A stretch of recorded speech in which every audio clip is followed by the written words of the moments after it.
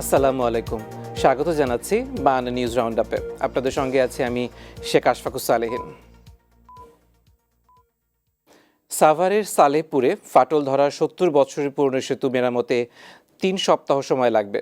সকালে বিশেষজ্ঞ দল নিয়ে সরেজমিনে সেতু পরিদর্শনের পর এই কথা জানিয়েছেন রোডস অ্যান্ড হাইওয়ে ঢাকা সার্কেলের তত্ত্বাবধায়ক প্রকৌশলী আতাউর রহমান। সেতুটি ২ বছর আগেই ঝুঁকিপূর্ণ শনাক্ত করা হয়েছে জানিয়ে তিনি বলেন, ৪ লেনের রাস্তা তৈরির পরিকল্পনা থাকায় সেতুটি নতুন করে করা হয়নি। এদিকে ঢাকা আরিচা মহাসড়কের একটি লেন বন্ধ থাকায় সালেহপুর সেতুর দুই পাশে সৃষ্টি হচ্ছে তীব্র যানজট। কয়েক ঘন্টা আটকে থেকে পায়ে হেঁটে গন্তব্যে যাচ্ছে অনেকে। আমরা অলরেডি একাধিক মিটিং করেছি, এক্সপার্টার যারা আছে তাদের পরামর্শ নিয়েছি। ওদের পরামর্শ মোতাবেক আজ থেকেই এটার কাজ শুরু হবে।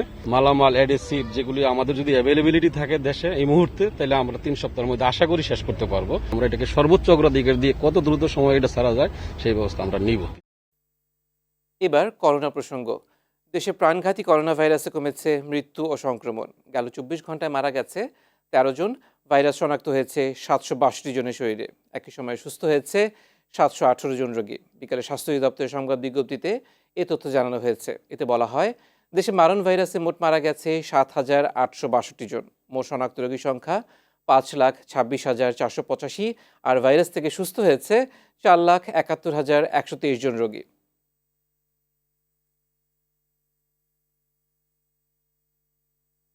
দেশের ১৩,৮২,৪৭,০০০ মানুষকে ভ্যাকসিন প্রয়োগের লক্ষ্য নিয়ে মহাপরিকল্পনা নিয়েছে সরকার। সার্বিক এই মহাপরিকল্পনায় কারা ভ্যাকসিন পাবে, নিবন্ধন প্রক্রিয়া কিভাবে হবে, ভ্যাকসিন সংরক্ষণ, সাধারণ মানুষের কাছে পৌঁছানো, টিকাদান কেন্দ্র ব্যবস্থাপনা ও টিকা প্রয়োগকারী দলের সদস্য, টিকাদান পরবর্তী বিরূপ ঘটনা তদারকি সবকিছু রয়েছে। টিকা দেওয়া হবে মোট ৪ ধাপে। প্রথম পর্যায়ে দেওয়া হবে ২ ধাপে। মোট জনগণের ৩ ভাগ অর্থাৎ ৫১,২৮২ জনকে। দ্বিতীয় ধাপে দেওয়া হবে ৭ ভাগ অর্থাৎ ১,২০,৯৬,৬৫৭ জনকে। দ্বিতীয় পর্যায়ে ভ্যাকসিন দেওয়া হবে ১১ থেকে ২০ ভাগ জনগণ অর্থাৎ ১,৭২,৮০,৯৩৮ জনকে। ৭ রাস্তা থেকে উত্তরা পর্যন্ত চালু হয়েছে ৬টি ইউটার্ন। এর ফলে কোনো কোনো স্থানে স্বস্তি মিললেও কিছু এলাকায় কমেনি যানজটের দুর্ভোগ। বনানী থেকে তেজগাঁও এলাকায় ইউটার্নের পাশাপাশি আগের বাঁকগুলো খোলা থাকায় প্রায়ই লেগে থাকে গাড়ির জট। এসব এলাকার রাস্তা কিছুটা সরু হওয়ায় যানজট হচ্ছে বলে মনে করছেন বিশেষজ্ঞরা। তবে সবগুলো প্রকল্প বাস্তবায়ন হলে যানজট থাকবে না বলে দাবি করেছে ঢাকা উত্তর সিটি কর্পোরেশন।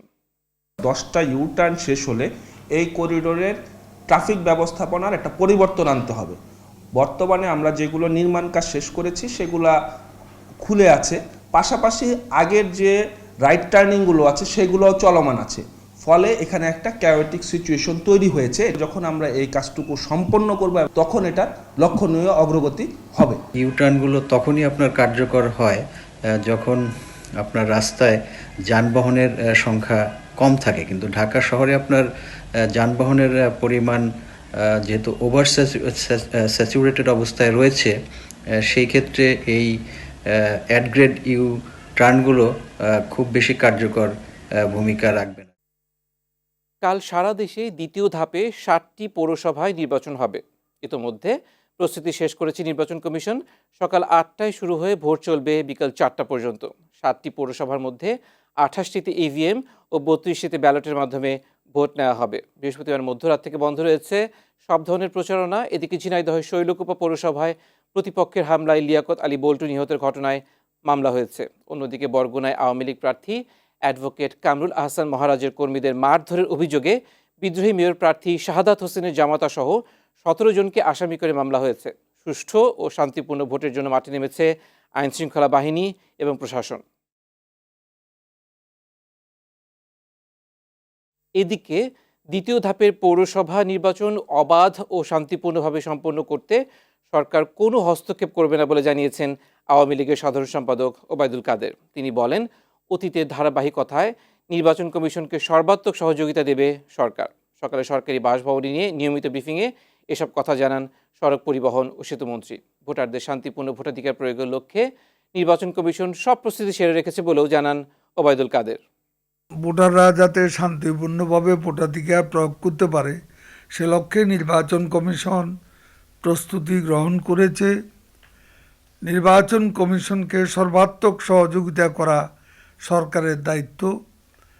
অবাধ এবং শান্তিপূর্ণ নির্বাচন অনুষ্ঠানে সরকার নির্বাচন কমিশনের নিরপেক্ষ ভূমিকায় কোনো প্রকার হস্তক্ষেপ করবে না। রাষ্ট্রযন্ত্র ব্যবহার করে জাতীয় সংসদ নির্বাচনের মতো পৌরসভা নির্বাচনেও সরকার ভোট ডাকাতি করছে বলে অভিযোগ করেছেন বিএনপির মহাসচিব মির্জা ফখরুল ইসলাম আলমগীর। সকালে ঠাকুরগাঁওয়ে নিজ বাসভবনে সাংবাদিকদের প্রশ্নের জবাবে এসব কথা বলেন তিনি। এ সময় ভয়ঙ্কর আত্মহননের পথ থেকে সরকারকে বেরিয়ে আসার আহ্বান জানান মির্জা ফখরুল। করোনা ভ্যাকসিন নিয়ে সরকার লুটপাটের আশ্রয় নিয়েছে বলে অভিযোগ করেন বিএনপি মহাসচিব। জাতীয় সংসদ নির্বাচনে যেভাবে তারা একেবারে জোর করে আপনার আগের রাত্রেই ভোট ডাকাতি করে নিয়ে গেছেন রাষ্ট্রযন্ত্রকে ব্যবহার করে, একই কায়দায় তারা বিভিন্ন জায়গায় পৌরসভাগুলোতে তারা ভোট ডাকাতি করে নিয়ে। বিশ্ববাজারের দোহাই দিয়ে বেড়েই চলেছে সয়াবিন তেলের দাম। এক মাসের ব্যবধানে 4 ধাপে দাম বেড়েছে 30 টাকা, আর সপ্তাহের ব্যবধানে 10 টাকা বেড়ে তেল বিক্রি হচ্ছে 120 টাকায়। এদিকে কেজিতে 3 টাকা বেড়ে চিনি বিক্রি হচ্ছে 68 টাকায়। আমদানিতেও প্রভাব নেই চালের বাজারে, তবে কেজিতে 5 টাকা করে কমেছে পেঁয়াজ ও আলুর দাম, আর বেশিরভাগ সবজি মিলছে 25 থেকে 40 টাকার মধ্যেই। খুলনায় সড়ক দুর্ঘটনায় মারা গেছে 2 মোটরসাইকেল আরোহী।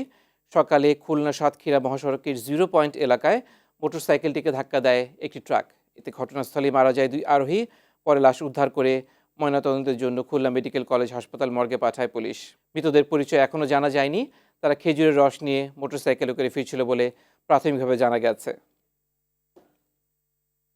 পঞ্চগড়ে গেল 2 দিন ধরে চলছে মৃদু শৈত্যপ্রবাহ। ঘন কুয়াশা আর ঠান্ডা হওয়ায় বেড়েছে শীতের তীব্রতা, কমেছে তাপমাত্রাও। তেঁতুলিয়ায় সকাল 6টায় 8.8 ডিগ্রি সেলসিয়াস সর্বনিম্ন তাপমাত্রা রেকর্ড করা হয়েছে। দ্বিতীয় দফা মৃদু শৈত্যপ্রবাহ অব্যাহত রয়েছে কুড়িগ্রামে। তীব্র শীতে মানুষের কষ্ট আরও বেড়েছে। সন্ধ্যা থেকে শুরু করে পরদিন সকাল পর্যন্ত ঘন কুয়াশায় ঢাকা থাকছে জনপদ। ঘর থেকে বের হতে পারছে না মানুষ। তবে সবচেয়ে বেশি বিপাকে পড়েছে খেটে খাওয়া নিম্ন আয়ের মানুষ।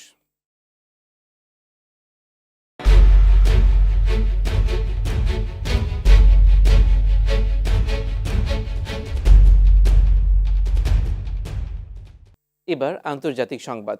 বিশ্বে করোনা ভাইরাসে মোট মৃত্যু ছাড়িয়েছে 20 লাখ, আর আক্রান্ত পেরিয়েছে 9,35 লাখ। সংক্রমণ ও মৃত্যুতে শীর্ষে থাকা যুক্তরাষ্ট্রে মারা গেছে 3,97,000-এর বেশি মানুষ। ব্রিটেনেও বেড়েছে সংক্রমণ। রোগীর চাপ থাকায় হাসপাতাল কর্মীদের হিমশিম খেতে হচ্ছে। এদিকে ভারতে কাল থেকে শুরু হচ্ছে সেরাম ইনস্টিটিউটের তৈরি অক্সফোর্ড অ্যাস্ট্রাজেনেকার ভ্যাকসিন প্রয়োগ কার্যক্রম। দেশে 3,000-এর বেশি স্বাস্থ্যকেন্দ্রে চলে গেছে টিকার চালান। প্রথম দিন 3 লাখ স্বাস্থ্যকর্মীকে ভ্যাকসিন দেওয়া হবে।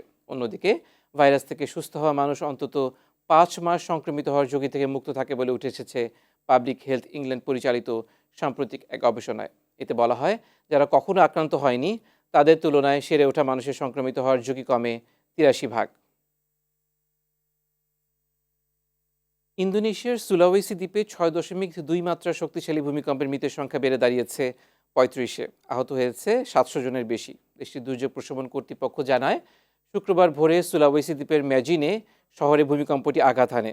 এর উৎসস্থল ছিল ম্যাজিনে শহরের উত্তর পূর্বে ভূপৃষ্ঠের 10 কিলোমিটার গভীরে।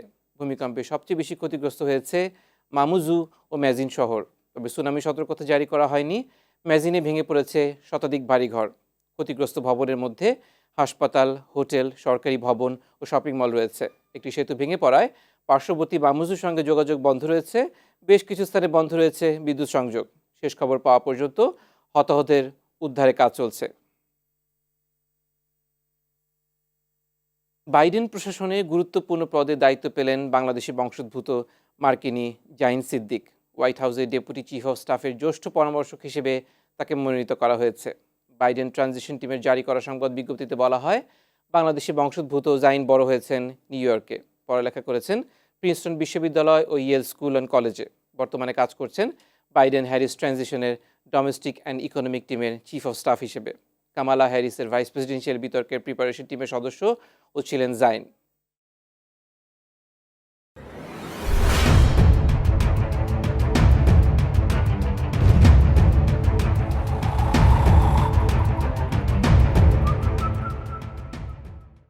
এবার খেলার সংবাদ। স্প্যানিশ সুপার কাপের ফাইনাল থেকে ছিটকে গেল রিয়াল মাদ্রিদ। সেমিফাইনালে অ্যাথলেটিকো বিলবাওয়ের কাছে 2-1 গোলে হেরেছে জিনেদিন জিদানের দল। মালাগার মাঠে শুরু থেকেই বল দখলে আধিপত্য দেখায় রিয়াল, টার্গেটেও বেশি শট নিয়েছে স্প্যানিশ জায়ান্টরা, তবে ফিনিশিংয়ের অভাবে কাঙ্ক্ষিত জয় পায়নি তারা।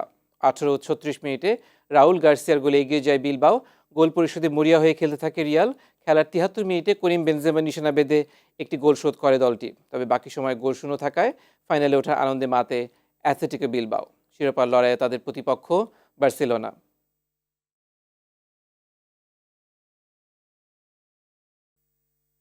জাতীয় হ্যান্ডবলের প্রতিদ্বন্দ্বিতাপূর্ণ ফাইনালে রেফারির সিদ্ধান্তের প্রতিবাদে মাঠ ছেড়েছে বাংলাদেশ পুলিশ দল। বাংলাদেশ আনসার ও গ্রাম প্রতিরক্ষা বাহিনীকে চ্যাম্পিয়ন ঘোষণা করা হয়, তবে সিদ্ধান্ত সঠিক ছিল বলে দাবি করেছে রেফারি। গঠনতন্ত্র অনুযায়ী ব্যবস্থা নেওয়া হবে বলে জানিয়েছেন টুর্নামেন্ট কমিটির সম্পাদক। এবার করোনার হানা ওয়েস্ট ইন্ডিজ ক্রিকেট দলেও। করোনা আক্রান্ত হয়েছেন বাংলাদেশ সফরে আসা দলের লেগ স্পিনার হাইডেন ওয়ালশ জুনিয়র। তাকে আইসোলেশনে রাখা হয়েছে। বাংলাদেশে আসার পর কোয়ারেন্টিনে রেখে ক্যারিবীয়দের 2 দফায় করোনা পরীক্ষা করা হয়। প্রথম দফায় সবাই নেগেটিভ হন, তবে দ্বিতীয় পরীক্ষায় ওয়ালশ জুনিয়রের করোনা ধরা পড়ে। নিশ্চিত হতে এই লেগ স্পিনারকে আবারও পরীক্ষা করা হয়, তাতেও ফল পজিটিভ আসে। করোনামুক্ত না হওয়া পর্যন্ত তিনি ঢাকায় আইসোলেশনে থাকবেন বলে জানিয়েছে ওয়েস্ট ইন্ডিজ ক্রিকেট কর্তৃপক্ষ।